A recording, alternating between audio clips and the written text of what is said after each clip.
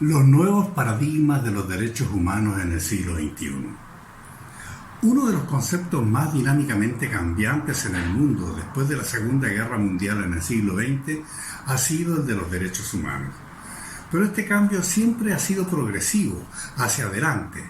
Esto es, no se cuestiona ni su origen ni sus características, sino que se han ido incorporando contenidos y perspectivas al mismo, enriqueciéndolo y consagrando avances cobijados bajo su órbita. Existen convicciones ya instaladas que hacen un mínimo común universal. Es así como ya nadie cuestiona que los derechos humanos son universales, interdependientes y progresivos. Esto es, que todos tienen el mismo valor, que corresponden a todos los seres humanos sin excepción y que van mejorando con el avance mismo civilizatorio de la humanidad. En esta ocasión daremos una mirada más actual a esta materia.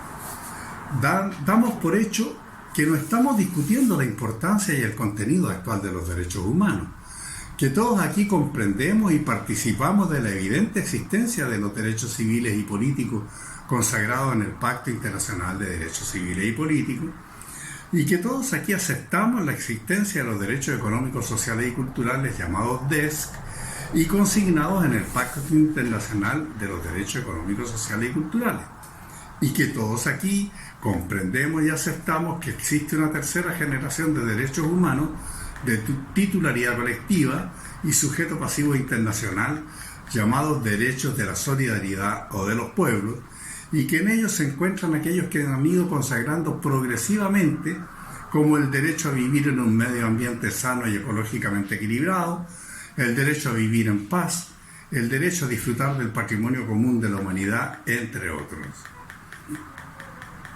Queremos afirmar provocativamente, ya en las postrimerías del primer cuarto del siglo XXI, que el propósito último de los derechos humanos es la protección de la vida en todas sus manifestaciones.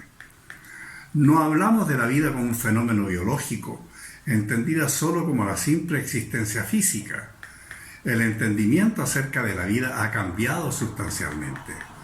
Nadie puede negar ya que la vida solo puede ser tal cuando a su respecto se presentan vigentes los atributos que ella requiere, que son las condiciones elementales de existencia que la hacen posible y cuya ausencia niega la vida.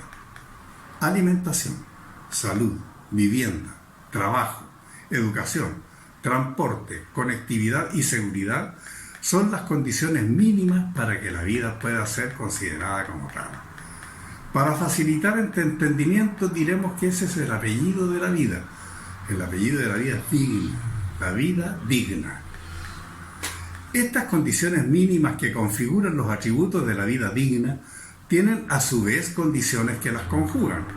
Por ejemplo, alimentación sana, equilibrada y suficiente. Salud continua, de calidad, preventiva y curativa. Educación gratuita y de calidad. Trabajo decente en los términos que ha definido la OIT. Vivienda digna, transporte seguro y accesible. Conectividad de libre acceso y suficiente. Seguridad, especialmente seguridad pública, alimentaria y social. Es evidente que el cumplimiento de estas condiciones mínimas de la vida requiere asignación de recursos. Y aquí está la cuestión principal. La actual distribución de la riqueza en el mundo no permite la asignación mínima de recursos para el aseguramiento de las condiciones mínimas para la vida digna. Violan los derechos humanos quienes concentran la riqueza en pocas manos y extreman la imposición de condiciones de desigualdad entre las naciones y entre las personas. El sistema capitalista que pone en el centro del paradigma humano la creación y multiplicación ad infinitum del capital por encima de la vida es esencialmente un sistema violador de los derechos humanos. Los injustos términos de intercambio entre las materias primas y la tecnología, que enriquece a los ricos y empobrece a los pobres, viola los derechos humanos. La especulación financiera que encarece artificialmente el acceso a los recursos económicos que requieren los pueblos para garantizar la vida, viola los derechos humanos. El manejo artificial de las tasas de interés de los créditos, que exprime las economías de los pueblos más pobres, sometiéndolos a condiciones de exacción imposibles de superar, hundiéndolos en la miseria, viola los derechos humanos. La sobreexplotación de los recursos naturales, subvaluándolos por parte de las corporaciones capitalistas, forzando su sobreexplotación, viola los derechos humanos. La contaminación y la polución de las tierras y las aguas, la depredación de los mares y el envenenamiento de las aguas potables por parte de las megaindustrias extractivistas, viola los derechos humanos. El escamoteo por parte de las grandes corporaciones al acceso a la tecnología y su sobreapreciación, haciéndolas inalcanzables para los pueblos, viola los derechos humanos. El agotamiento de los equipos e insumos médicos, así como de los fármacos para enfrentar epidemias y pandemias, e incluso de las medicinas que podrían salvar a millones de morir por enfermedades prevenibles, dejando sin capacidad de curar a los pueblos sin recursos, viola los derechos humanos. La destrucción de naciones enteras mediante el uso ilegítimo de la guerra, las invasiones, los bombardeos, el ensayo sobre víctimas civiles de poderosas armas de destrucción, arrojando a millones a la desesperación y la miseria, viola los derechos humanos. La democracia y los derechos humanos. Las Naciones Unidas han sostenido que los derechos humanos solo se pueden realizar en democracia. Nosotros sostenemos esa aseveración y participamos de esa convicción. Es la democracia el sistema político en que los derechos humanos encuentran las condiciones para su plena realización. Y creemos que es necesario hacer algunas precisiones a este respecto. Preferimos la definición de Abraham Lincoln, que define la democracia como el gobierno del pueblo, por el pueblo y para el pueblo. Esta definición pone en la base de la democracia al pueblo, no a las élites ni a las corporaciones, a la gente. Por lo tanto, todo aquello que violente la existencia del pueblo atenta contra la democracia. ¿Y qué más atenta contra la existencia del pueblo que someterlo a condiciones insuperables para la vida? Un pueblo hambriento, ignorante, enfermo, aislado, desempleado, desconectado, no vive en democracia, ni disfruta de sus derechos humanos, como tampoco lo hace un pueblo obligado a vivir en un ambiente insano o ecológicamente desequilibrado. La pretensión de reducir la democracia a la simple existencia de parlamentos y de elecciones es una caricatura inaceptable. La democracia es muchísimo más que elecciones periódicas y funcionamiento de instituciones formales del poder. La democracia tiene una ética y una estética insoslayables. Debe conjugarse con pan y arroz sobre la mesa, zapatos en los pies de los trabajadores, trabajo decente y justamente remunerado para hombres y mujeres. Debe considerar escuelas gratuitas y de calidad en el campo y la ciudad, contar con hospitales, medicinas y médicos disponibles para aliviar los padecimientos de la gente.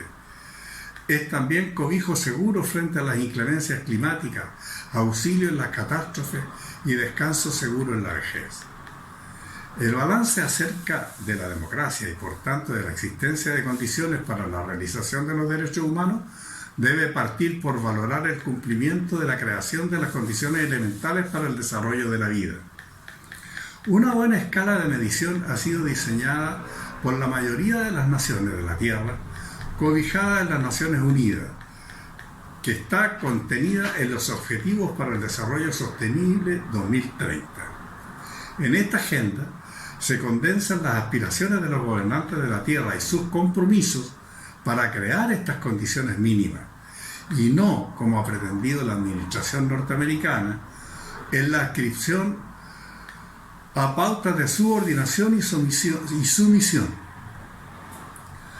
Los Estados Unidos han pretendido en los últimos meses imponer al mundo un nuevo paradigma falso, una nueva dicotomía entre democracia y autoritarismo. Pero los pueblos del mundo ya hemos visto demasiados ejemplos de la puesta en práctica de las convicciones norteamericanas.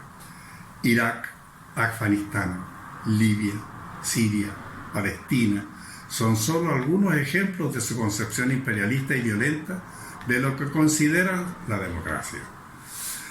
El pasado 10 de diciembre del 2021, Biden convocó a una cumbre mundial para imponer una nueva dicotomía para el mundo, entre democracia y autoritarismo, pretendiendo erigirse como el defensor de la democracia y el paladín de la lucha contra el autoritarismo en el mundo.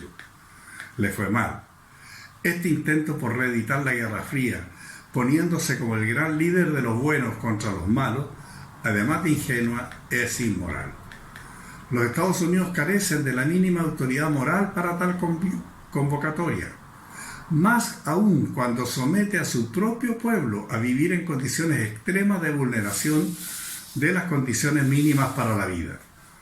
No podemos olvidar que es la nación de la Tierra con más muertos por su falta de previsión y su irresponsabilidad para enfrentar la pandemia del COVID-19. Tampoco podemos ignorar que mantiene en condiciones de extrema pobreza a millones de habitantes de los Estados Unidos, que ocupa el lugar número 4 en esperanza de vida al nacer, muy por debajo de Chile, Costa Rica y Cuba, que ocupa el lugar 44 en mortalidad infantil y que el 23,1% de los niños norteamericanos viven en hogares con ingresos calificados como pobres, que en materia de mortalidad materna registra 26,5 madres por cada 1000 nacimientos, que en materia de seguridad registra una tasa de 4,88 muertos por cada 10.000 habitantes.